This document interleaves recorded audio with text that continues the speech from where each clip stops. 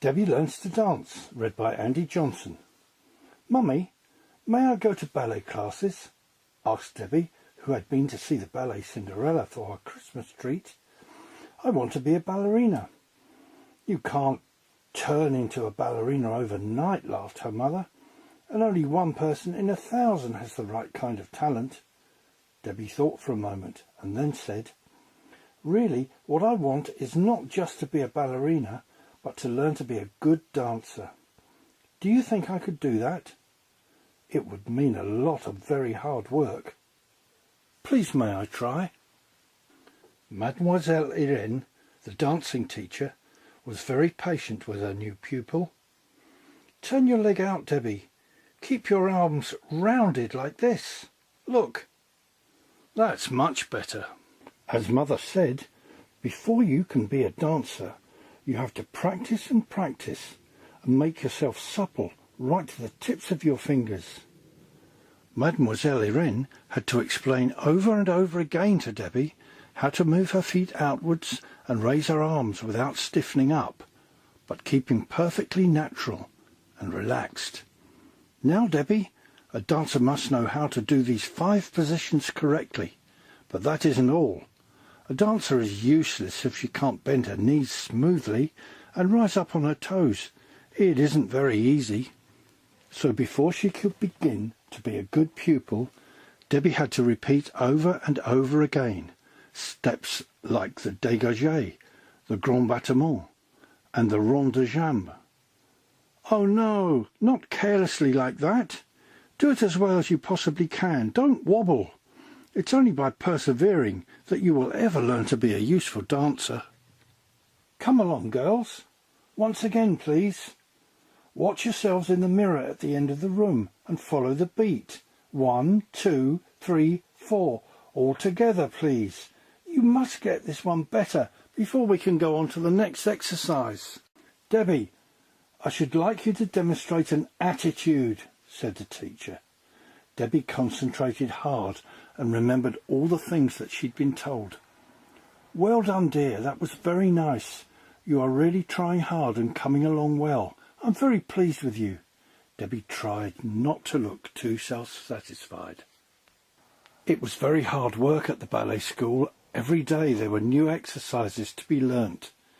Debbie had to bend backwards, first of all holding on to the bar to help her keep her balance, and later on, without any support, she had to learn to stretch her legs up straight, holding onto her heel to keep steady. Some of the bigger girls could stretch even better than she could, but sometimes she thought that Mademoiselle Irene's little cat did his exercises better than anybody, without any practice at all. As the days became weeks, the teacher could see that Debbie had both talent and perseverance. Debbie began to think about the future. She knew now what it meant to be a dancer, and that was what she really wanted to be more than anything in the world. She wondered how well she would do in the examinations that she would soon have to take. The best pupils were sometimes accepted for the big ballet school attached to the opera house, and this was her greatest ambition. But it all depended on the examination results, and on whether the doctors thought she had the right physique for a dancer. Dancers must not be too tall, and they must be very strong, because dancing is such hard work. There is much more to dancing than just being able to perform the difficult steps. Debbie had to learn how to move her arms smoothly and gracefully, bending down as if to pick a flower, or raising her hands to her head like a queen putting on a crown. In a ballet, every tiny movement is important and means something. A dancer must be as supple as a cat, as light as a feather, as agile as a squirrel, and as graceful and dignified as a swan. When Debbie was dancing, she had to imagine herself in all sorts of different parts. Sometimes she would be a firefly, darting to and fro over the grass, sometimes a butterfly, floating gently on the wind. It takes more than one lesson to learn how to dance like that, but Debbie thought it was worth all the trouble and hard work. Yes, Debbie, said Mademoiselle Irene, I know that your legs ache when you get home in the evening. Do you feel that your feet won't do what you want them to? Well, more exercises tomorrow if you really want to be a dancer. And that was what Debbie wanted most of all. She was now old enough to begin preliminary exercises in her pointe shoes, special ballet shoes with hard, blocked toes. They felt very different from the soft shoes she'd been wearing before. After many weeks of practice, at last she was able to bourre swiftly and lightly on her toes, which seemed to bring her joyously nearer to her aim of becoming a real dancer. As she practiced, Debbie thought of the last time her mother and father had taken her to see a ballet, and how, when the lights in the great opera house had dimmed, the curtain rose to show the stage, and the ballerina floating into the spotlight like a drifting feather. But everybody in the dancing class cannot turn into a prima ballerina. Only people with outstanding talent can do that, and Debbie felt that if, by practice and hard work, she could become as good a dancer as it was possible for her to be, she would be happy. But she knew too that she would never stop trying to get better. Debbie had done well in her examinations, and at last, feeling rather nervous, she waited with the others for her audition and interview at the Opera Ballet School. To her delight, she was awarded a scholarship.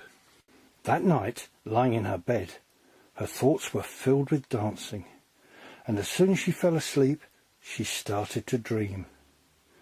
She was light as a feather in the wind. Effortlessly she moved through glissade, entrechat.